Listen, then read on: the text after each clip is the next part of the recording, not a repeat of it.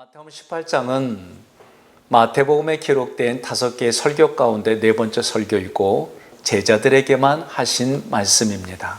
네 번째 설교의 중심 주제는 성도들을 교회로 말씀하셨습니다. 그래서 18장의 주제가 내 이름으로 모인 곳에는 나도 있다라고 하셨습니다.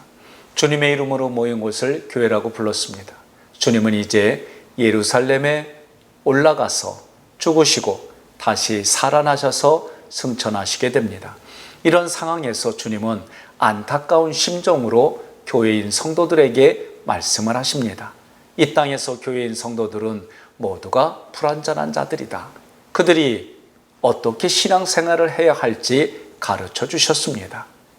그 말씀 중에 오늘 1절부터 14절까지 말씀을 보면 자신을 낮추라고 말씀하십니다. 큰 자가 되는 것이 아니라 작은 자가 되는 낮춘다는 게 무엇일까? 오늘 이런 관점에서 말씀을 나누려고 합니다. 제자들은 천국에서 누가 더 큰 자인가? 이것이 그들의 관심사였습니다. 1절 함께 봉독합니다. 그때 제자들이 예수께 나와 가로되 천국에서는 누가 크니까? 왜 제자들은 예수님께 누가 더 큰 자냐고 질문을 했습니까? 그것은 예수님께서 예루살렘에 올라가서 왕위에 오르실 것으로 기대하고 생각했기 때문입니다. 그래서 제자들은 서로 예루살렘에 가서 높은 자리에 올라가 큰 자가 되려고 했습니다. 제자들의 관심은 오직 땅에만 매여 있었고 세상에서 누가 더 많은 힘을 가졌느냐가 그들의 최고 관심사였습니다. 사실 누가 더 큰 자인가 하는 것은 제자들뿐만 아니라 우리 모두의 관심사입니다. 타락한 인간들은 권력으로 높아져서 유명해지고 대접을 받으려고 합니다. 타락한 인간들은 끊임없이 내가 이 세상의 중심이 되고자 합니다. 한번 생각해 보겠습니다. 열심히 공부하는 이유가 무엇입니까? 많은 돈을 벌려고 하는 이유가 무엇입니까? 그것은 다른 사람 위에 군림하고 싶어 하기 때문입니다. 그래서 목숨을 걸고 권력을 쟁취하려고 합니다. 목숨을 걸고 승진하려고 합니다. 남보다 높아지고 큰 자가 되기 위해서 그렇게 하는 모습을 보게 됩니다. 누가 큰 자인가 묻는 제자들에게 예수님께서 말씀하십니다. 3절로 5절 함께 봉독합니다. 이르시되 진실로 너희에게 이르노니 너희가 돌이켜 어린 아이들과 같이 되지 아니하면 결단코 천국에 들어가지 못하리라. 그러므로 누구든지 이 어린아이와 같이 자기를 낮추는 사람이 천국에서 큰 자니라. 또 누구든지 내 이름으로 이런 어린아이 하나를 영접하면 곧 나를 영접함이니. 이 말씀은 교회인 너희는 돌이켜 어린아이들과 같이 되라는 말씀입니다. 제자들은 마치 천국을 당연히 따놓은 것으로 생각하고 누가 더 크냐고 예수님께 물었습니다. 그때 예수님께서 그들에게 말씀하시길 지금처럼 너희들이 큰 자가 되려고 하고 대접을 받으려고 하는 마음으로는 천국에 못 들어간다. 천국은 누구든지 어린아이와 같이 자기를 낮추는 자들이 들어간다고 하셨습니다. 그래서 돌이켜 어린아이들과 같이 되지 아니하면이라고 하셨습니다. 그렇다면 어린아이와 같이 된다는 것은 무엇을 뜻할까? 여기서 어린아이 소자는 작은 자를 말합니다. 돌이켜 이 단어는 마음의 상태가 바뀌는 회개를 의미합니다.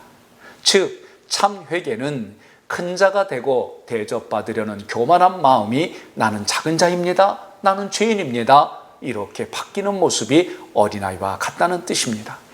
사도 바울의 본래 이름은 사울인데 회개하고 바울로 개명을 했습니다. 사울은 큰 자라는 뜻이고 바울은 작은 자라는 뜻입니다. 바울은 예수님을 만난 이후 작은 자로 살아갑니다. 똑똑하고 살기와 이업이 등등했습니다. 그의 신분은 로마의 시민권이 있었습니다. 그랬던 사울이 바울이 되었습니다. 그의 신분 중에 하나는 산헤드린 공회원이었습니다. 그는 그런 직분에 있으면 매일 매를 맞지 않아도 됩니다. 감옥에 갇혀서 부자연스러운 삶을 살아가지 않아도 됩니다. 사람들에게 예수님 때문에 돌에 맞지 않아도 됩니다. 그랬던 그의 신분이 산헤드린 공회원이었지만 매일 매를 맞았습니다. 감옥에 갔습니다. 심지어 돌에 맞았습니다. 그 이유가 예수를 만났기 때문입니다. 그가 예수님을 만나고 자신에 대하여 맨 나중에 만삭되지 못하여 난 자 같은 내게도 보이셨다라고 고백했습니다. 자신을 사도로 부르셨지만 그 중에 지극히 작은 자라고 고백했습니다. 하나님의 교회를 핍박하였으므로 사도라 칭함받기도 감당할 수 없다고 했습니다. 그가 말년에 디모데전서 1장 15절에 죄인 중에 내가 괴수라고 고백합니다. 자신을 죄인 중에 괴수라며 자신의 자아인식이 점점 작아졌습니다. 사도 바울은 하나님을 알아가면 알수록 작은 자로 고백을 했습니다. 나의 신앙생활은 나를 작은 자로 만들어지는 과정입니다. 세상은 큰 자가 되어야 한다고 하지만 하나님은 작은 자로 성도들을 만들어 가십니다. 자기가 작은 자임을 자각하고 작은 자의 자리로 내려가는 것이 신앙생활입니다. 전국은 작은 자의 자리로 내려간 사람만이 갈 수 있는 곳입니다. 주님께서 잡히시기 이틀 전에 이렇게 말씀하셨습니다. 5절에 또 누구든지 내 이름으로 이런 어린아이 하나를 영접하면 곧 나를 영접함이니. 마태복음 25장 40절에 임금이 대답하여 이르시되 내가 진실로 너희에게 이르노니 너희가 여기 내 형제 중에 지극히 작은 자 하나에게 한 것이 곧 내게 한 것이니라 하시고, 예수님께서 이 땅에 지극히 작은 자로 오셨습니다. 그는 작은 자의 삶을 사셨고 작은 자로 죽으셨습니다. 그러므로 교회인 성도들도 작은 자이신 예수 그리스도를 영접하여 그분의 겉모습이 아니라 그분 안에 담긴 하나님의 마음과 뜻을 알아내고 그것이 보여지고, 그래서 그분을 사랑하는 자로 살아가야 합니다. 너무나 크신 하나님께서 매우 작은 자로 우리에게 오셔서 한량없는 사랑을 베풀어 주셨습니다. 우리는 그분의 크고 놀라운 사랑을 알면 알수록 우리는 그 사랑 앞에 한없이 작아지는 경험을 합니다. 이것이 신앙생활의 핵심입니다. 반대로 예수 믿으면서도 큰 자가 되려고 하는 것은 무엇을 상징할까? 6절로 7절 말씀을 함께 봉독합니다. 누구든지 나를 믿는 이 작은 자 중 하나를 실족하게 하면 차라리 연자 맷돌이 그 목에 달려서 깊은 바다에 빠뜨려지는 것이 나으니라. 실족하게 하는 일들이 있으므로 말미암아 세상에 화가 있도다. 실족하게 하는 일이 없을 수는 없으나 실족하게 하는 그 사람에게는 화가 있도다. 아멘. 실족이라는 단어는 함정에 빠지는 것, 덫에 걸려 넘어지는 것을 뜻합니다. 큰 자가 되려고 하는 마음의 태도 때문에 반드시 넘어진다. 그처럼 큰 자가 되려는 마음 때문에 넘어지는 자는 차라리 연자맷돌을 목에 매달아 깊은 바다에 빠뜨리는 것이 낫다. 깊은 바다는 심판을 상징합니다. 이 구절은 반드시 심판을 당한다는 뜻이에요. 큰 자가 되려고 하면 그 모습 때문에 심판을 당한다는 뜻입니다.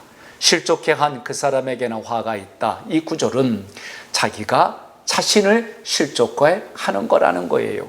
실족해 하는 일이 없을 수는 없으나, 즉 타락한 인간은 자주 큰 자가 되려는 연약함이 있을 뿐만 아니라 이 세상에서 큰 자가 되라고 강요당한다는 뜻입니다. 이어서 주님은 절대로 실족하지 않기에 어떻게 해야 할까? 8절로 9절 예수님의 말씀을 함께 봉독합니다. 만일 내 손이나 내 발이 너를 범죄하게 하거든 찍어내버리라. 장애인이나 다리 저는 자로 영생에 들어가는 것이 두 손과 두 발을 가지고 영원한 불에 던져지는 것보다 나으니라. 만일 내 눈이 너를 범죄하게 하거든 빼어내버리라. 한 눈으로 영생에 들어가는 것이 두 눈을 가지고 지옥불에 던져지는 것보다 나으니라. 여기서 손과 발과 눈은 실제로 우리들의 손과 발과 눈만을 의미하지 않습니다. 손은 히브리어로 야드인데 이것은 주편 능력의 손이라는 뜻으로 말씀을 전하고 가르치는 능력을 말합니다. 발은 복음을 전하는 자들의 발을 상징했습니다.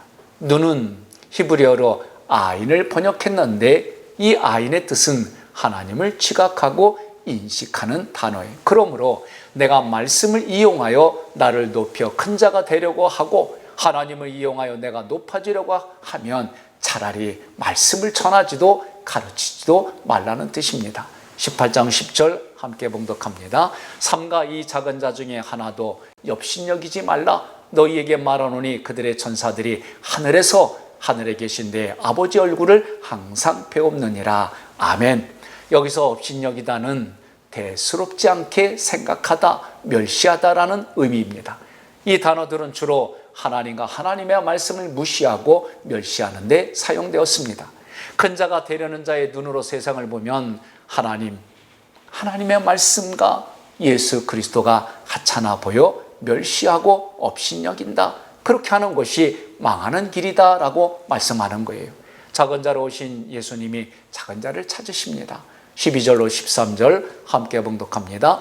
너희 생각에는 어떠하냐? 만일 어떤 사람이 양 100마리가 있는데 그 중에 하나가 길을 잃었으면 그 99마리를 산에 두고 가서 길 잃은 양을 찾지 않겠느냐?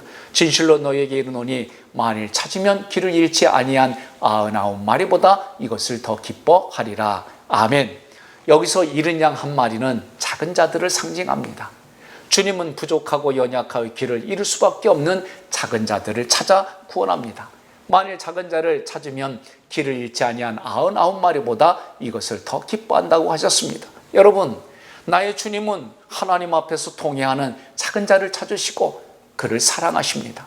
작은 자 중에 하나라도 잃지 않는 것이 아버지의 뜻입니다. 하나님의 관심은 큰 자가 아니라 작은 자에게 있습니다.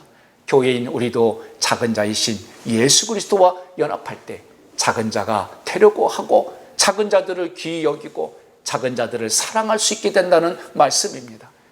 항상 내가 작은 자입니다. 나는 죄인입니다. 그래서 나와 같은 이들을 더 사랑하고 그들을 더 그리스도의 사랑으로 품어가는 여러분과 제가 되기를 주님의 이름으로 축원합니다.